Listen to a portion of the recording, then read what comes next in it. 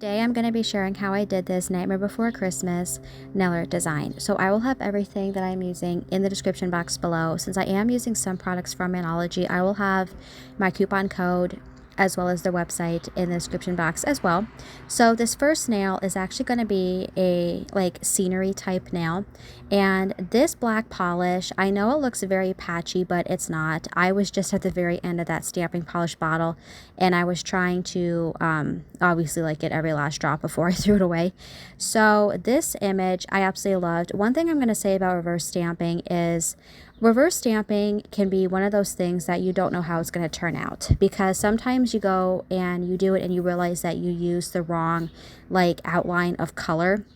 That happens to be quite often actually sometimes, because you have like a specific idea in your head and sometimes it doesn't turn out like that. This image in particular, I was so happy with how it turned out because it looks so realistic to the movie. So this is what the design looked like before I stamped it onto the nail.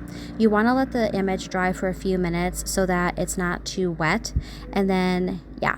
So once I stamp that on, I'm going to go ahead and move on to Jack's suit as well as Zero. I had to include Zero. Now you will notice that for this design there is no element of Sally, and I know that's going to upset some people because Sally is the main character in that movie.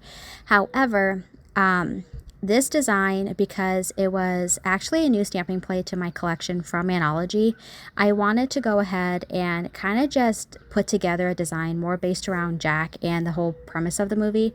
Not gonna lie, I was actually, there was no like basic concept to this design when I did it, because normally I go into a design with having it planned out, all that type of stuff. I actually did not for this look, and I was very unsure of how it was going to turn out, but I ended up absolutely loving it. But for all the people that love Sally from Nightmare Before Christmas, I will have a couple of designs on my channel that will definitely be showcased around her as like YouTube shorts, so do not worry about that. I'm not going to exclude Sally at all with this.